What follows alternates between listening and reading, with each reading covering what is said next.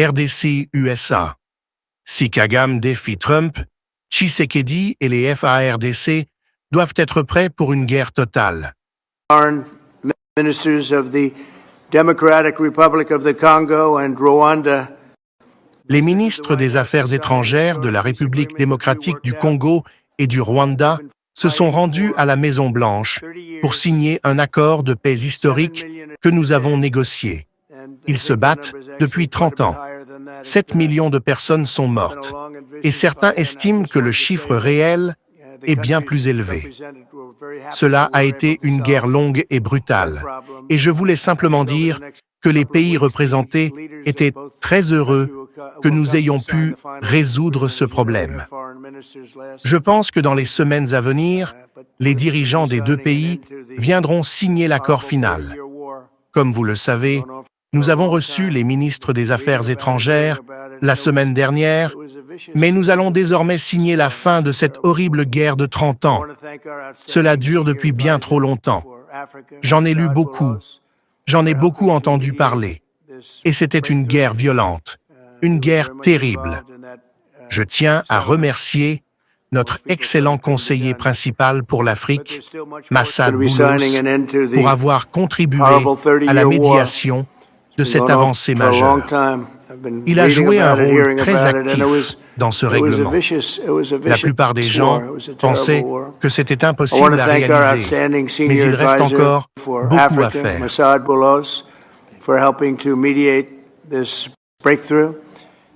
He was very much involved in that settlement. Most people thought it couldn't be done, but there's still much more. Alors que Donald Trump annonce un accord historique de paix entre la RDC et le Rwanda, Paul Kagame, lui, jette de l'huile sur le feu en évoquant publiquement une marche militaire de 2000 km jusqu'à Kinshasa. Contradiction flagrante ou duplicité calculée. Cette analyse politique plonge au cœur d'un bras de fer dangereux entre le président américain déterminé à mettre fin à une guerre de 30 ans et un dictateur rwandais qui refuse de lâcher sa proie congolaise. Les FARDC et Tshisekedi doivent-ils croire à la paix ou se préparer à une guerre d'une ampleur jamais vue depuis 1998 ?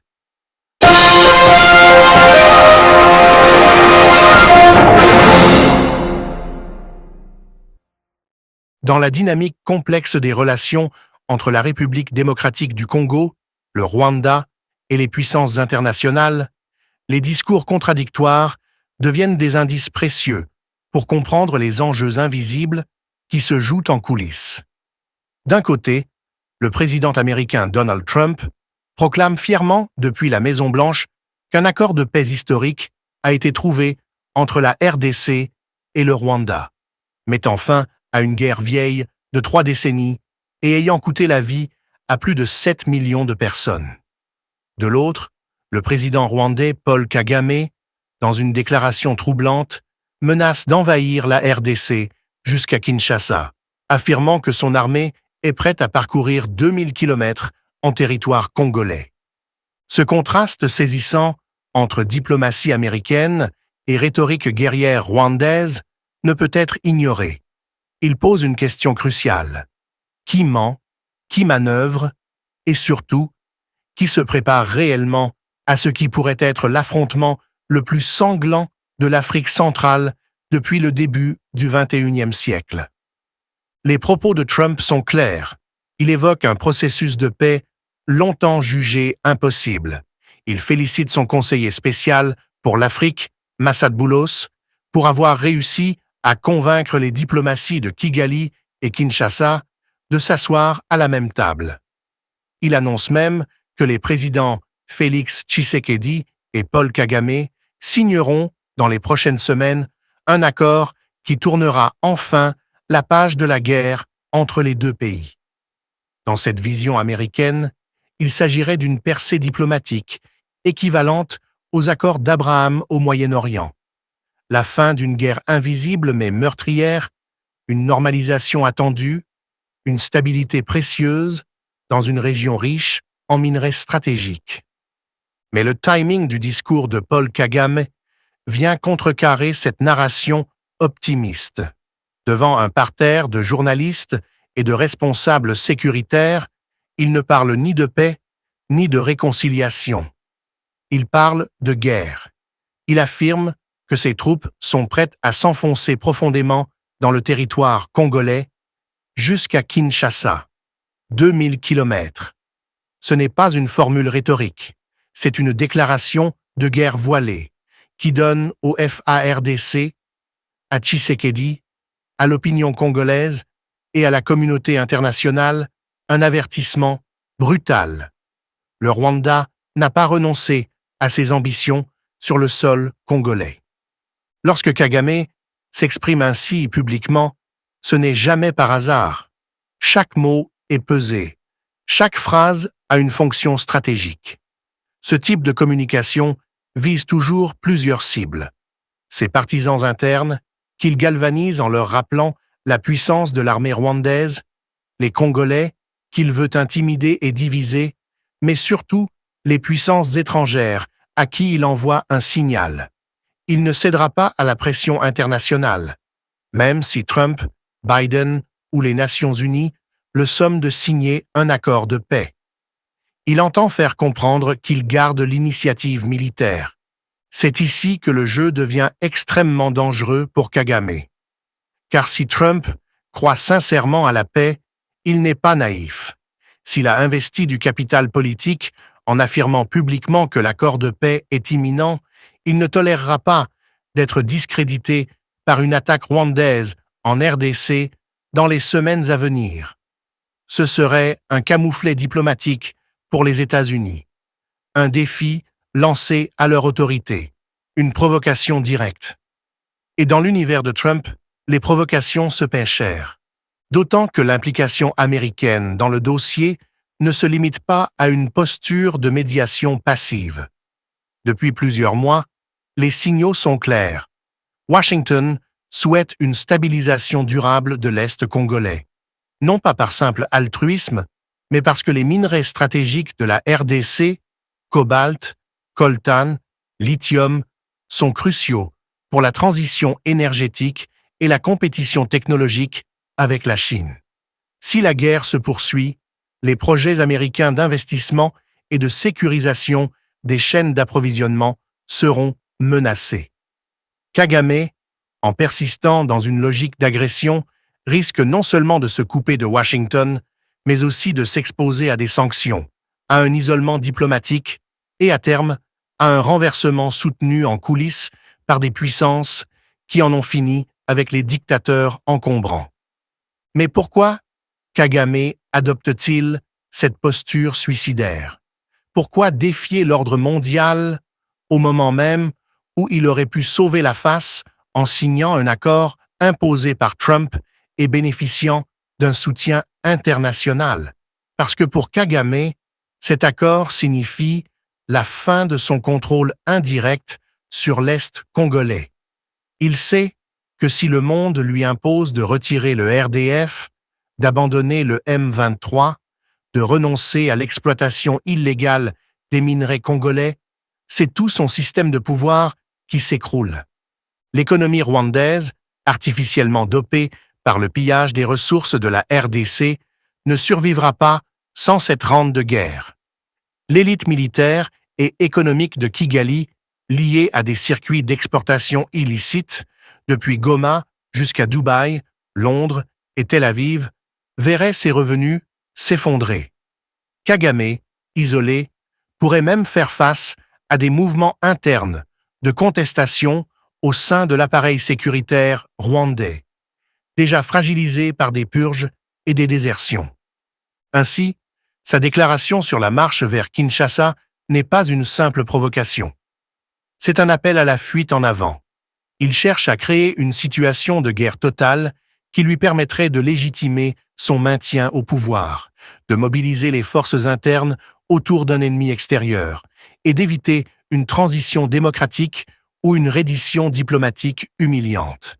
Mais cette stratégie est risquée, car les FARDC d'aujourd'hui ne sont plus celles de 2012. Les forces armées congolaises, malgré des défis persistants, ont gagné en coordination, en morale, en équipement. Tshisekedi, depuis son accession au pouvoir, a procédé à des réformes importantes, écarté des généraux corrompus et intégré des forces de résistance locales, comme les Wazalendo, dans une dynamique de défense nationale.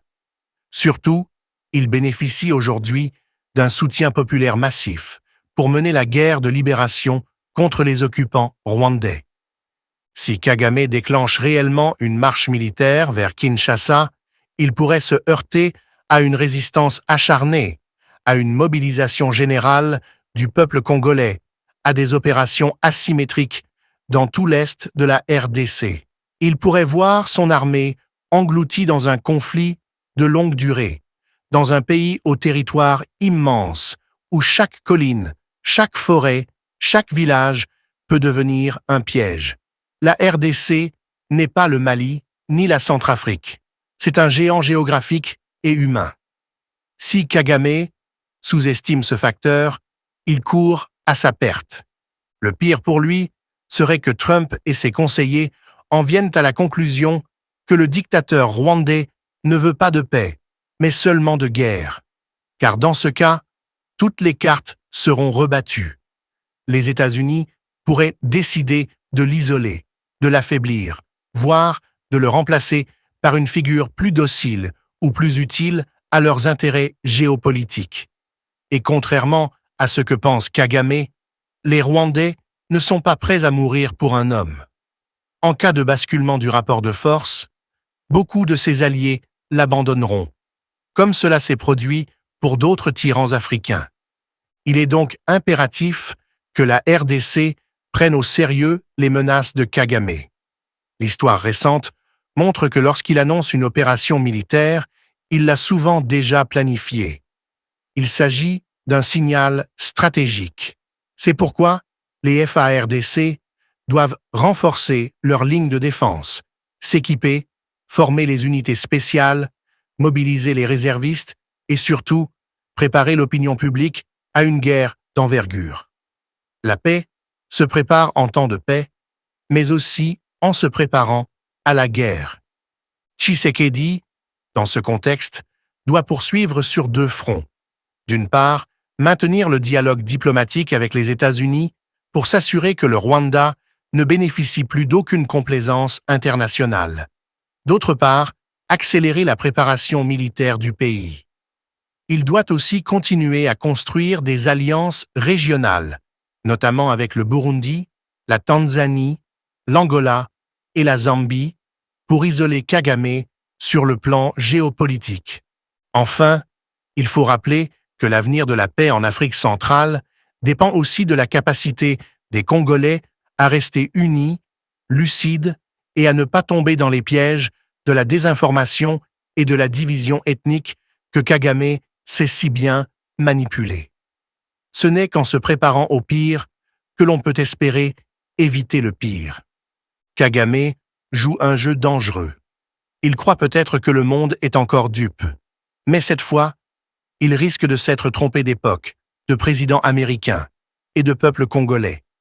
Car si guerre il doit y avoir, elle pourrait bien être celle qui mettra définitivement fin à son règne.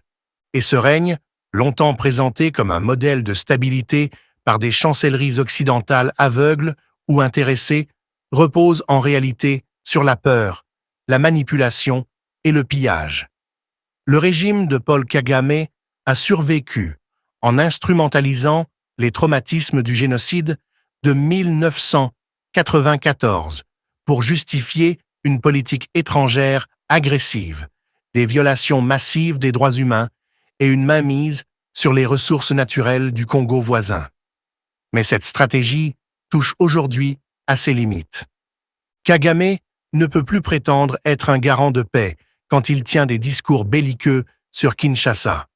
Il ne peut plus se présenter comme le visage de la modernité rwandaise lorsqu'il réprime son opposition, emprisonne ou exécute ses opposants, y compris dans la diaspora. Il ne peut plus espérer continuer son double jeu sans être rattrapé par la réalité. Le vent a tourné. La RDC, sous Félix Tshisekedi, n'est plus l'État faible que Kagame a connu sous Joseph Kabila. Le nouveau leadership congolais, bien qu'encore en construction, est porté par une volonté claire de souveraineté, de justice et de refondation. Tshisekedi sait qu'il joue son avenir politique sur la question sécuritaire. S'il réussit à chasser l'occupation rwandaise et à stabiliser l'est du pays, il entrera dans l'histoire comme le président qui a restauré la dignité nationale congolaise.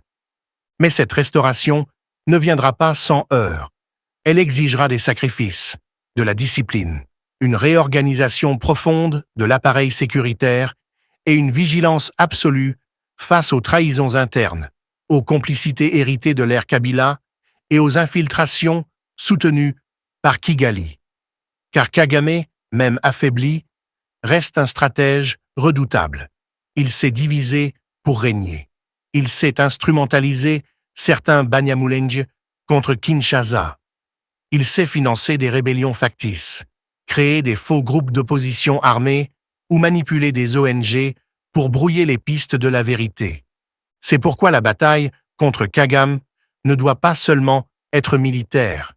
Elle doit aussi être diplomatique, narrative et morale.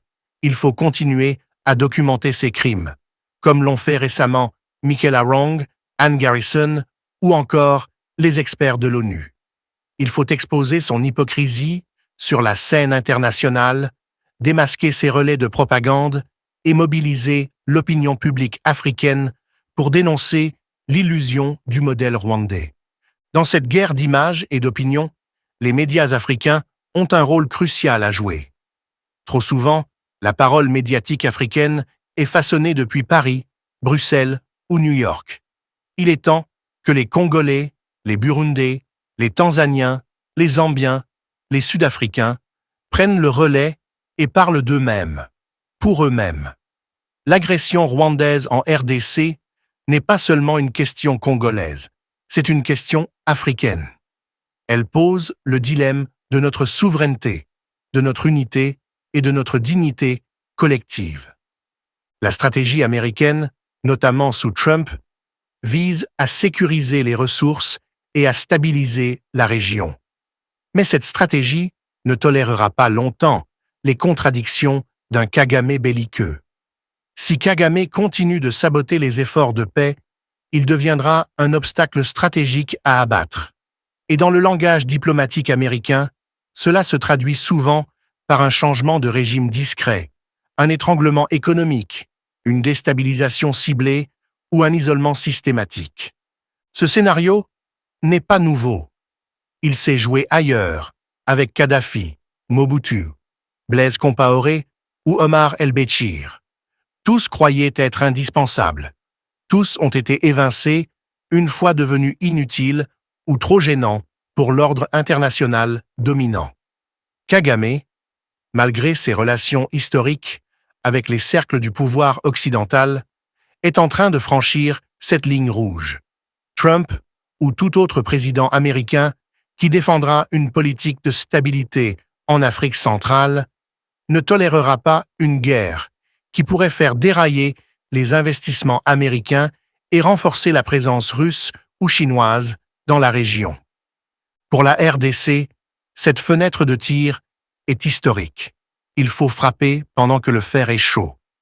Pendant que Kagame est affaibli diplomatiquement, contesté dans son propre camp, isolé sur la scène africaine et discrédité auprès des opinions publiques. Il faut réaffirmer la souveraineté congolaise non seulement par les armes, mais aussi par la parole.